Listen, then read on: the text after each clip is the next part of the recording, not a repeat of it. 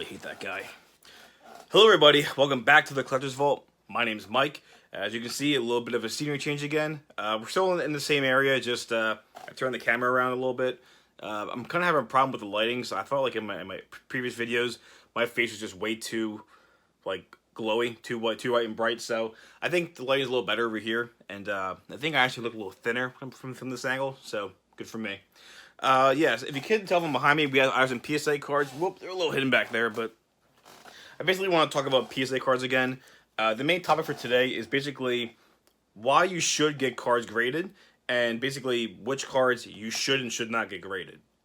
The best way to sum it up is that when it comes to anything high-end, and this means like sports cards and non-sports cards, Pokemon, Yu-Gi-Oh, Magic, and all that. If you have a card that's basically like vintage, if it's an old card, if it's an iconic, big names or something like Charizard for Pokemon, the Ghost Rares in Yu-Gi-Oh, especially even just old Yu-Gi-Oh stuff like Blue Eyes, Dark Magician, and all that, anything from like Legend of Blue Eyes, Metal Raiders, those old school sets. Magic is self-explanatory. It has all of its all the A, B, U, and revised stuff. But like it's those cards that are always worth being graded.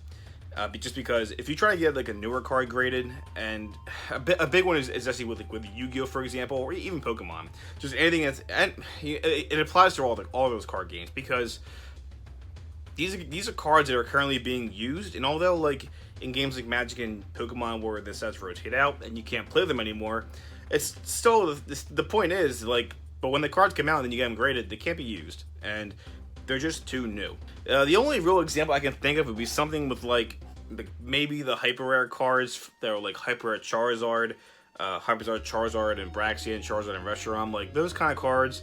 It's just because they're Charizard. He's the iconic card. He's like that. That's like one of like the few examples of where a card like a newer card is probably worth being graded. Because I'm thinking about it now. It's incredibly rare and hard to find, which is part of the reason why it'd be cool to get graded. Also, I'm not even sure how good he is in the game. Kind of like I know like the old school Charizard, as awesome as he was, this card was actually not good. Like no one actually played this card in the meta of Pokemon back in the day. So I believe the same thing might apply to the newer Charizards, the hyper rare ones. So they're just being graded because it's Charizard and they're rare and they're awesome looking. When it comes up to Yu-Gi-Oh, same thing. Like if there's because Yu-Gi-Oh is very unique in how there is no set rotation. All the cards are playable, just as long as you follow the ban list. But technically, even some of the most like amazing new cards that come out right now, I'm not sure if they're worth getting graded. There's only very few specific exceptions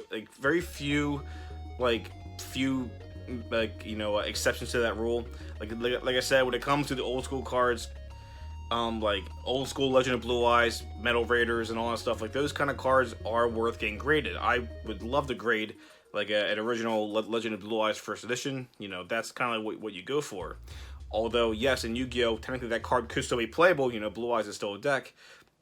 You could even think of cards like Monster Reborn. It's a card that still sees play right now, and it's like, well, do you want to play with your First Edition Legend of Blue Eyes, or do you want to have it graded? Personally, I'll get graded, but that's kind of like those are the nuances with Yu-Gi-Oh. That's kind of like a gray area.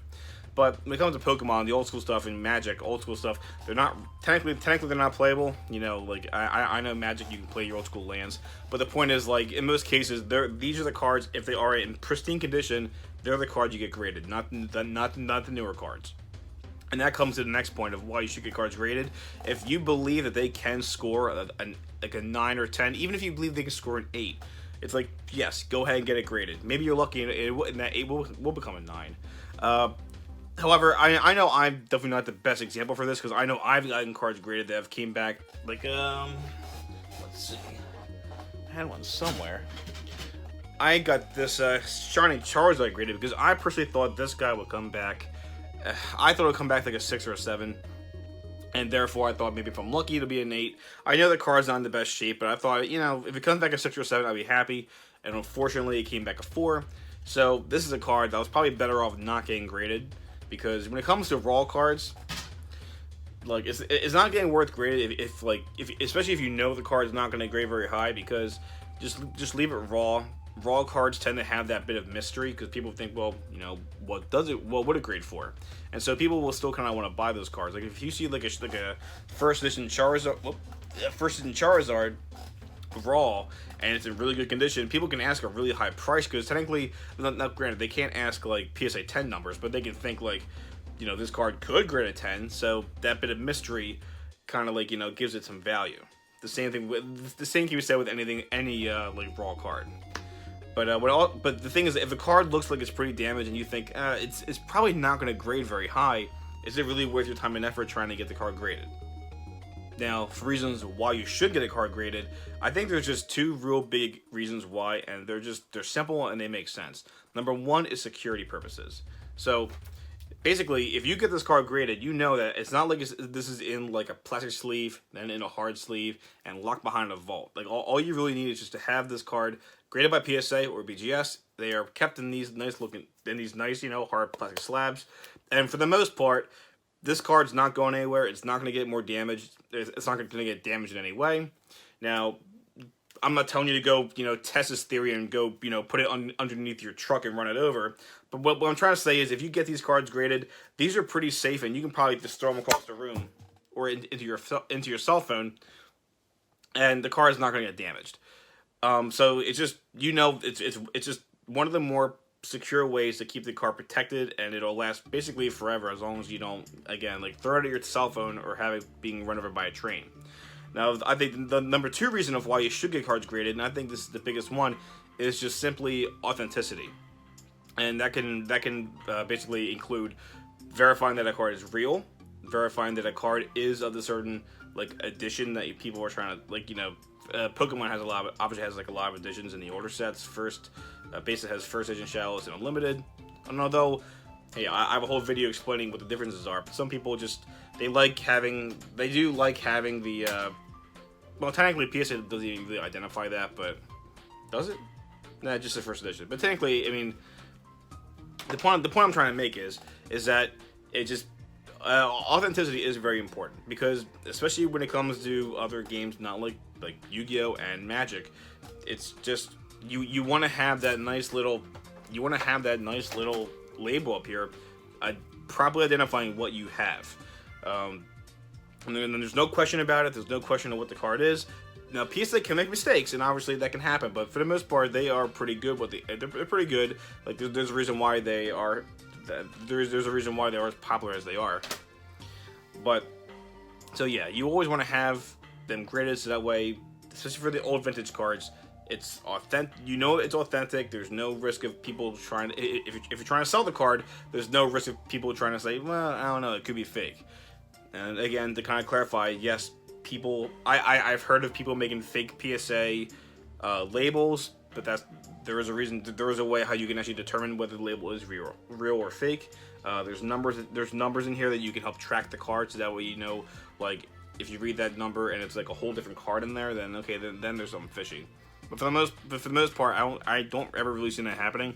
So just, you know, just be cautious. But for the most part, again, if you get a card graded, it's just you get the authenticity.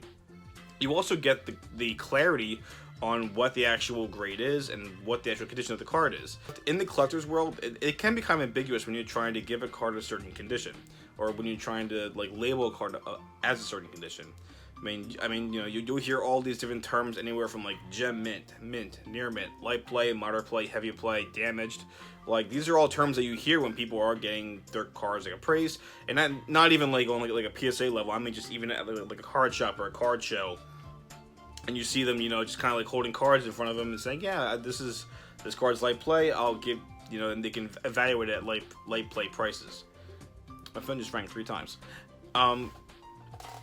So if you do get your card graded, there's no question on what this card is. Again, you can technically appeal for the card to be sent back. You can always, you know, and when you appeal, you know, you're basically resubmitting, trying to see, like, and you're appealing to see maybe they'll give you like a higher grade. Potentially they can give it a lower grade. So just be careful with that. You know, it's not foolproof. God forbid you send back your 9 Squirtle and it comes back an 8, and you're pretty upset. You're probably even more upset if you try to resubmit like the first at Charizard and it comes back a lower grade, and then you basically lose thousands of dollars. One little thing I do want to mention is that when it comes to something like PSA, I'm pretty sure BGS does this too, but I'm more familiar with PSA. Is that PSA does keep a log of all the cards that they ever get graded. You know, that's kind of what this little number's for.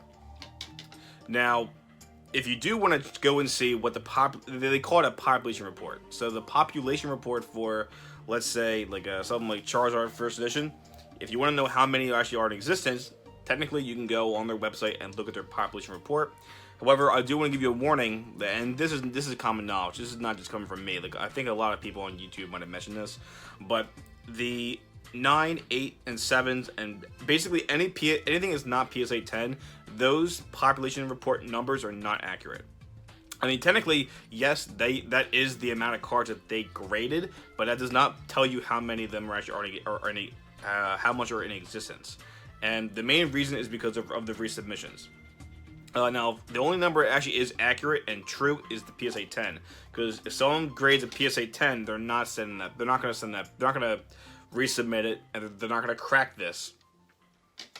Because basically it comes in 9s, 8s, and 7s, especially with the 9s. And the 9s are the biggest contender. People will believe and say, like, okay, like this guy graded a 9, right? Well, then I'm going to then crack this case, or because you could resubmit it, but then it'll remain in the history that this card was resubmitted and got like a different grade. So people will try to avoid that by cracking the case and just resubmitting it out to PSA as a brand new card, hoping they'll grade it as a 10. And that being said, it can be said for any of the PSA numbers. Like, you know, if you get any PSA number that's not a 10, people are known to crack cases, resubmit them, and then they'll hope for a higher grade. And that just shows that it's not valid when you're trying to see how many of these cards actually exist in the world. It'll definitely tell you how many were graded, but that doesn't mean how many exist, because, again, the number's not valid. Only the 10s are valid.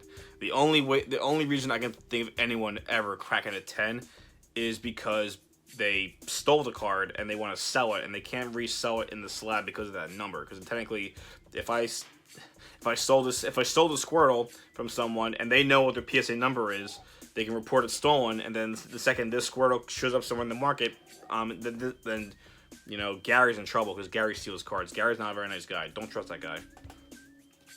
So, but in most cases, no, 10s are not getting cracked. That number is like that's definitely like a very true population report number.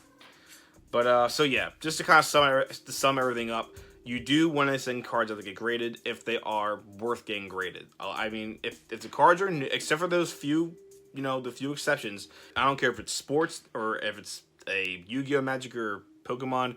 I don't care what it is. If it's newer, most likely it's not worth getting graded. It's just you're wasting $20 per grade to maybe make the card go from like being like a $60 card to now it's a $100 card, and you spend $20 to get graded. It's just, I'm sorry, it's just not worth it. I mean, again, there are some exceptions, especially if you can get the card to grade a 10, then that's kind of like, that's cool. And if the card, even though the card is nowhere, if it is like a more iconic card and it does grade a 10, like, that's cool, but then you're taking that big risk, because getting a 10 is not easy. Even though, and the other funny thing is, when it comes to cards, the older vintage stuff are, as I mentioned, are worth being graded because they're old, because they are vintage, because it's that hard to find a card in that kind of crazy condition. Like when you see like a first edition base set Pokemon card, or like an Alpha Beta unlimited, you know, Magic card, these are cards that have been thrown around, they've been played on the sidewalk, shoved in kids' lunch boxes and backpacks, pockets, wrapped rubber bands around them. That's why it's so hard finding these cards in good condition, let alone trying to get it the score as high as a 10. The newer, but now that people are more aware of, like, you know, what, like the card market now exists. People know that when you get like a really, really good card, you should, I mean, some people are still ignorant and they do that, but for most cases, people just put it right into a sleeve, and the card is pretty much like guaranteed to be a high, graded highly. I know that's not always going to happen. You're going to have those moments where you pull a hyper rare card, send out the PSA, and it's like it comes back at 8, and you're like, boy, this was packed fresh. You know, like, hey, stuff happens. But so the newer cards, no, they're just not worth getting graded, except for, again, for the few exceptions. I think hyper rares are worth getting graded. Yu-Gi-Oh! Ghost rares are worth getting graded.